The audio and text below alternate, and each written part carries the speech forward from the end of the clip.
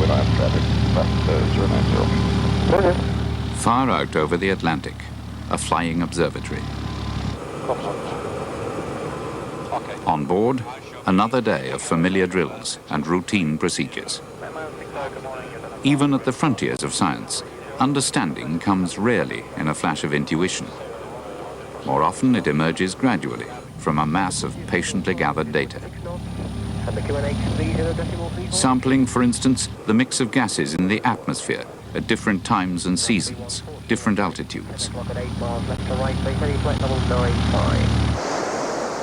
Or monitoring the flux of life in the oceans, the movement of its hidden currents in relation to the changing temperature of its surface waters. Research of this kind is being stepped up worldwide. The need to understand the interplay of atmosphere and oceans has been given a new sense of urgency by the realization that our energy-consuming way of life may be causing climatic changes with adverse consequences for us all.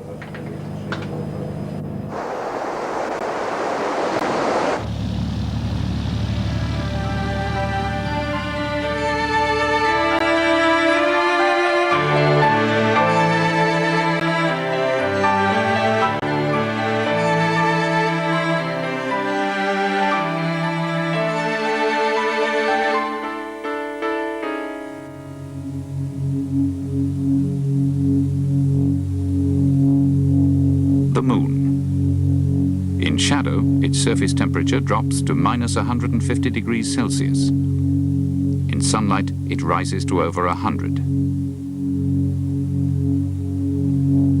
Virtually at the same distance from the sun, temperatures on Earth are much less extreme, and we owe this life-giving fact to its atmosphere, in particular to the presence of the so-called greenhouse gases.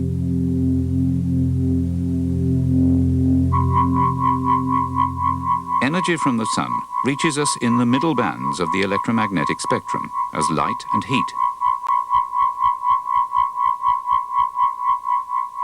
To balance this daily income from the sun, Earth radiates energy back, but only in the longer wavelengths of the infrared. But it doesn't all escape back into space. Some of it is absorbed in the lower atmosphere, mainly by water vapor, but also by carbon dioxide. Throughout the long period of man's rise to civilization, this blanket of heat-absorbing gases has kept the average global temperature around 15 degrees Celsius, against the moon's minus 20. But in the last 150 years, this balance has been altered.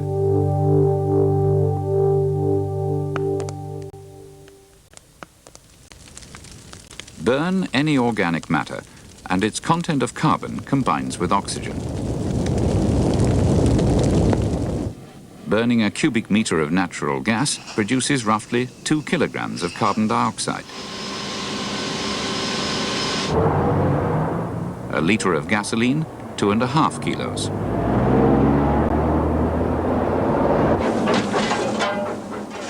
Burn a ton of coal, and you release up to 4 tons of carbon dioxide into the atmosphere.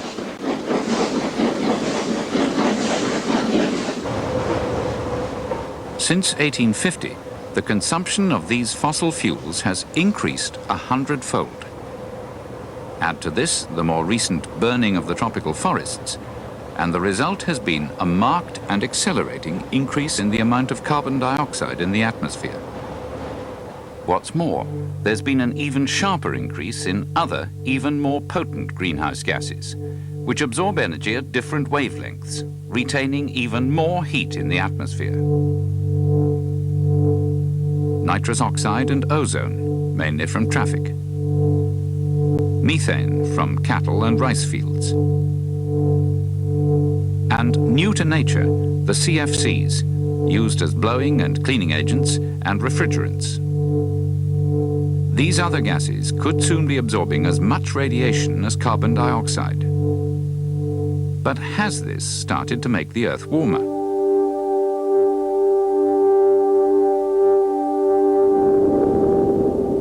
Weather is hard to predict.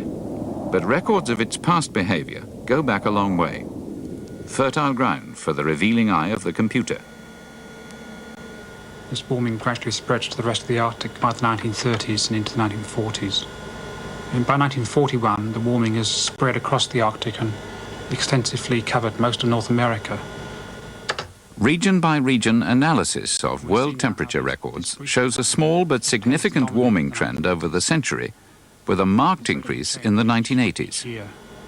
It's beginning to spread down to the tropics as well. Yes, it's not just over land areas, it's over ocean areas in the Indian Ocean and the Pacific Ocean. Reduced to global averages, it shows a rise of just 0.5 degrees Celsius. This could be due to some natural climatic change, but it does accord with computer models based on the known atmospheric processes and predicted buildup of the greenhouse gases. These models contain many uncertainties, but they forecast that by 2050, global mean temperature could have increased by at least 1.5 degrees, possibly near a 4. Snow melt there. This may not sound much, but what the computer modelers are looking at is the possibility of change at a rate faster than at any time since the end of the Ice Age. I think particularly over the ocean here, over the North Pacific. Change too fast, perhaps, for life to adapt without severe dislocation. These mid-latitude regions in the southern hemisphere. What they foresee is not a steady and even warming overall, but alterations to the familiar patterns of climate and the increasing frequency of abnormal weather.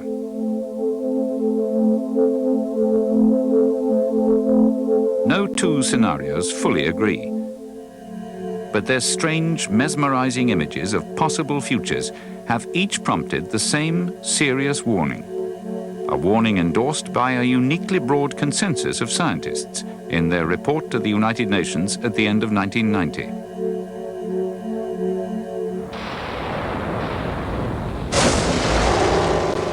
By that time, early predictions that rapid melting of the polar ice caps would inundate coastlines and drown major ports and cities had given way to a less apocalyptic vision. Instead, a slow rise of 1 meter or so over the coming century. But even this could be disastrous. Tropical islands, barely afloat even now. First made uninhabitable, and then obliterated beneath the waves.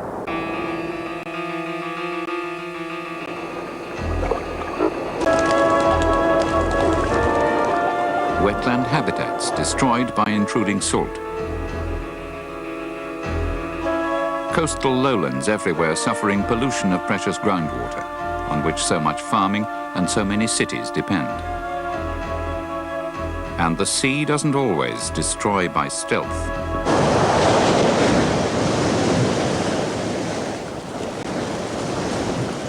The coincidence of high tides and severe storms that broached the defences of Holland in 1953 was a freak event. But it's thought that warmer seas could make such destructive surges more frequent and even more ferocious.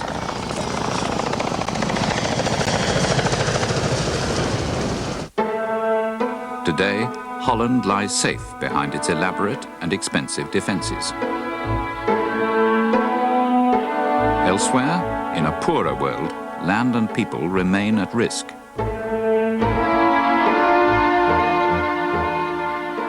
Bangladesh is no stranger to disaster. 1/6 of its land is barely above sea level.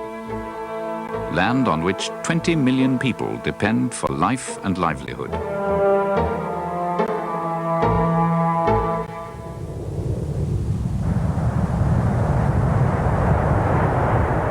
If the weather machine were to be wound up to such new levels of energy, no country would remain unaffected.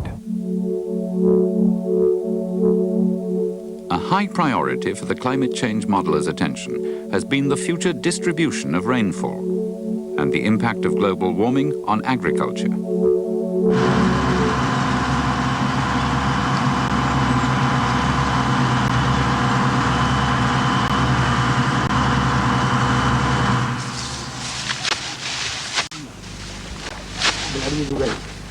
Today, with only 2 months' reserves. 5 billion people depend on just a few strains of staple grains, each grown within restricted climatic limits, at the mercy of the weather. And tomorrow, with its prospect of billions more mouths to feed? What is now considered abnormal weather could become a new norm.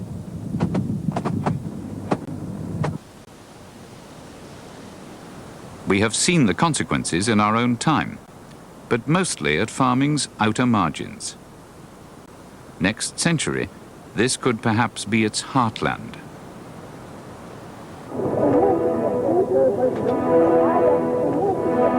In a crowded world, subject to such adverse shifts of climate, who would take care of such greenhouse refugees?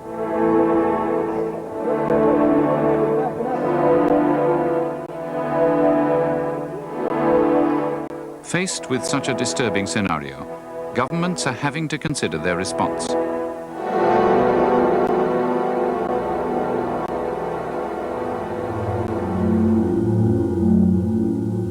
Global warming is not yet certain, but many think that to wait for final proof would be irresponsible. Action now is seen as the only safe insurance. But what should that action be? Down there, in the real world of the here and now, 1 billion people are intent on maintaining their high standard of living. 4 billion more trying hard to catch up with them. Till now, the dynamic of rising material standards has been coupled to an ever-increasing consumption of carbon-based energy.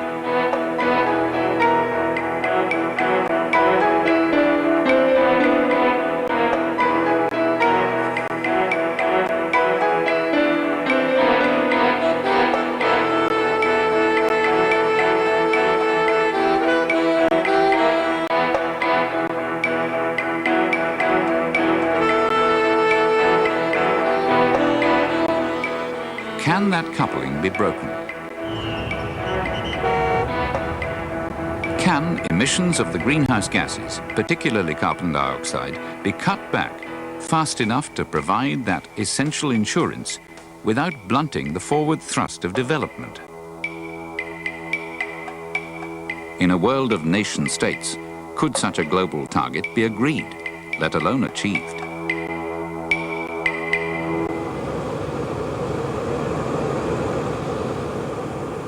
Flying high over the poles, scientists regularly monitor the strength of the Earth's protective layer of ozone. The discovery that man-made gases used in industry were destroying this vital shield brought an unusually swift political response. But the international agreement to phase out the use of these CFC gases was signed in the knowledge that safer substitutes could be developed. To reduce emissions of carbon dioxide is a far greater challenge. Even if a common target could be agreed, each nation would have to decide how best to meet it, which of the available options to choose. Advocates of nuclear power see the chance to revive its flagging fortunes, a clean form of power to replace fossil fuels. They point to new designs of reactor considered inherently safe and so cheaper to build and simpler to operate. But public anxiety about reactor safety and concern over the disposal of radioactive waste suggest it's unlikely that nuclear power could be expanded fast enough to make a real impact on carbon emissions.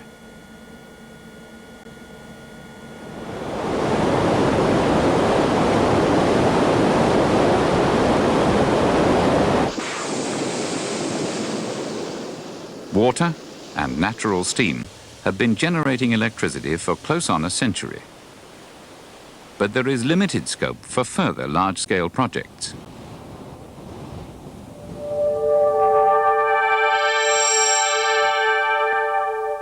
For years, the harnessing of various forms of energy derived from the sun has been written off as uneconomic or of limited application and value. But new technologies and courageous investment have brought a change of perception. In California, solar heat has been successfully harnessed to provide electricity on a commercial scale. So has the power of wind.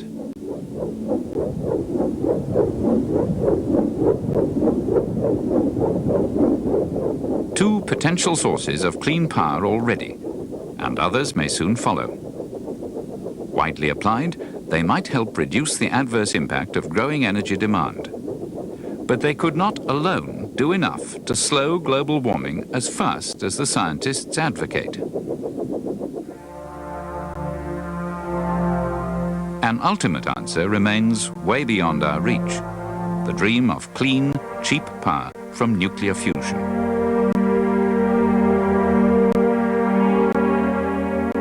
Technology apart, the costs of slowing global warming are potentially enormous. That's why the most favoured option, and the one thought most cost-effective, is a drive for greater efficiency in the way existing forms of energy are produced and used.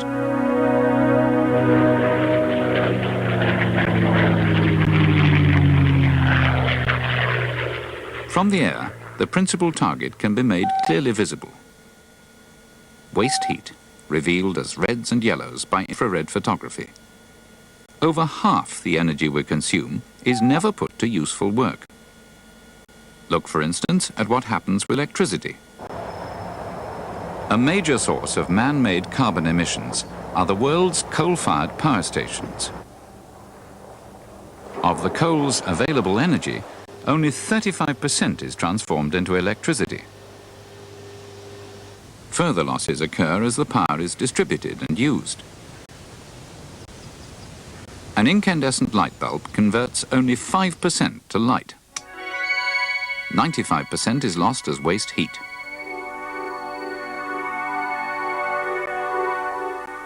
Less energy wasted would mean less energy needed, less carbon dioxide, and the added benefit of saving precious resources of fuel.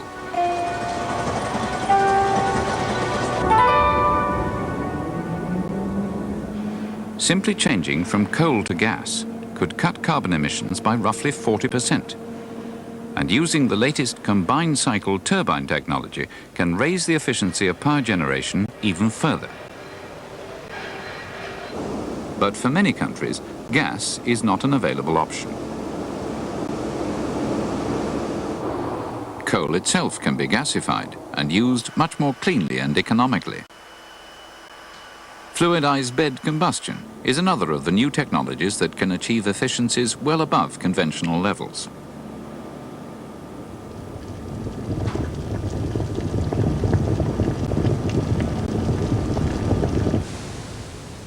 Whatever fuel they use, power stations cannot avoid producing surplus heat, but it need not go to waste. Denmark is one of the countries that has pioneered its use for district heating. Metropolitan Copenhagen's ambitious new scheme has effectively doubled the overall energy efficiency of its power stations, and so halved the volume of carbon dioxide that would otherwise have been produced.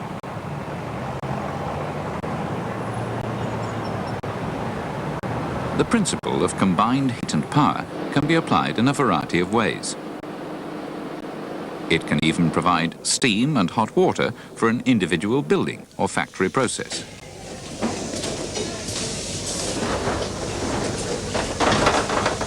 It can be applied just as effectively to established installations as to new purpose-built ones.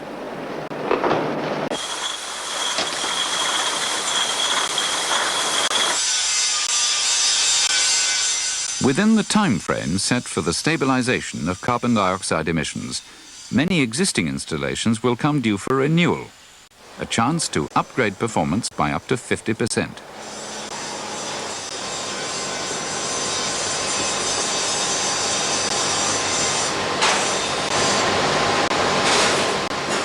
Whatever combination of energy services is needed for a particular building or industrial process, A key to optimal efficiency is the revolution in control technology brought about by electronics and the microchip.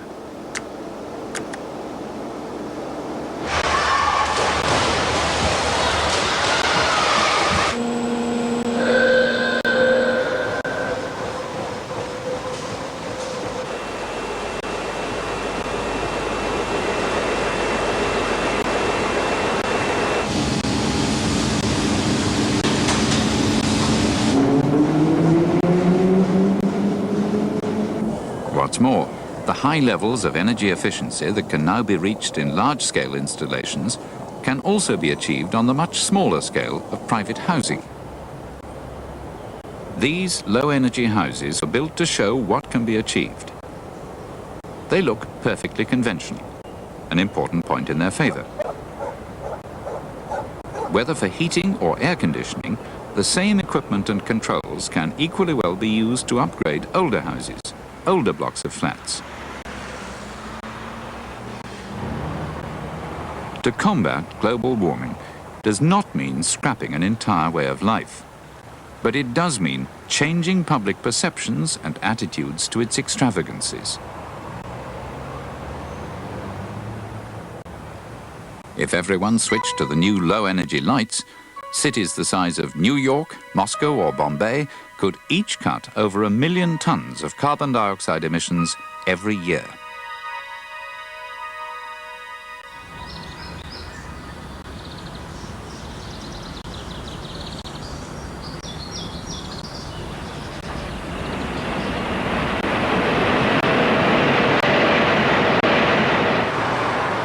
Nearly half the world's oil is used by its 500 million road vehicles.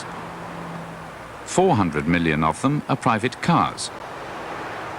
And every year, each of them produces on average 4 times its own weight in carbon dioxide.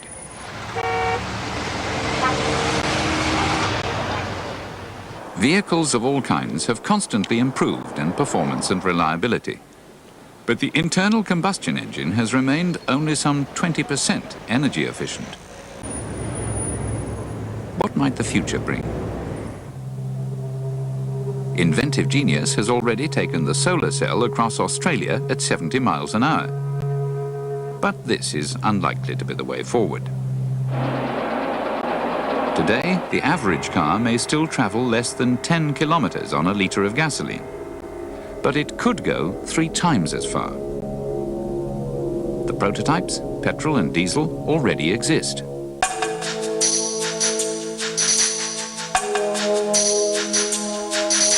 What are the chances of even a majority of cars performing to such a standard in 15 or even 20 years' time? Behind the question lies the crux of the whole issue. To combat the threat of global warming will take more than a set of technological fixes. What would induce consumers to insist on and pay for the speed of change necessary to make an impact on the problem? What carrots, what sticks might governments employ to stimulate their economies in the right direction? Advocates of intervention can point to certain precedents. In a number of countries, the switch to unleaded petrol has been encouraged by tax concessions. Taxation can work both ways. Already there's talk of a carbon tax, on the principle of heaviest polluter pays most. But how to achieve fair compliance across national borders? There are encouraging signs here too. The European Community, for instance, has agreed to radical new pollution control standards, applicable to all new cars from 1993.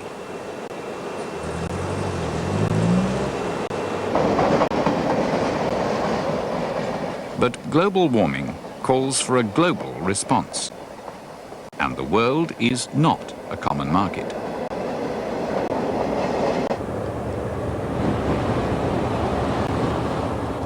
In Eastern Europe, decades of bureaucratic incompetence and neglect have left a legacy of outworn, outmoded industry and a blighted environment. if the threat of global warming is to be realistically addressed, the future will need to be different.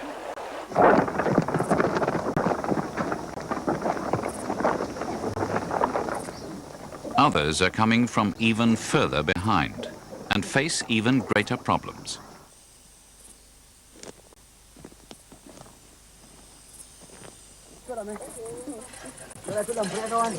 Their ambition is not just to follow behind the richer nations, it's to catch up, and they will have to cope with the needs of fast-growing populations too.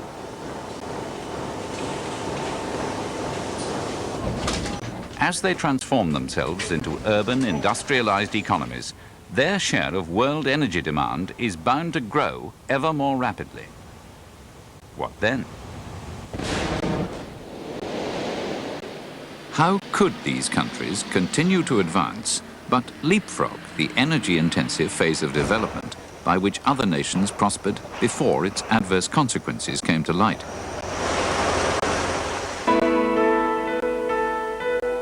Their cities stand as impressive symbols of their entry into the modern world. But everywhere, resources for further development are stretched to the limit. The added demands of a rapid improvement in energy efficiencies would be a difficult challenge to meet, unless the latest and best technologies could be made available to everyone.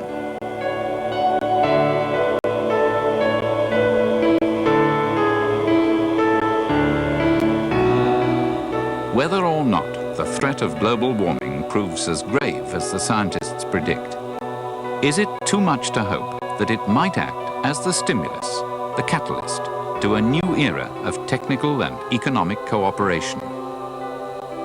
Our numbers are many and infinitely diverse, but the problems and dilemmas of climatic change concern us all.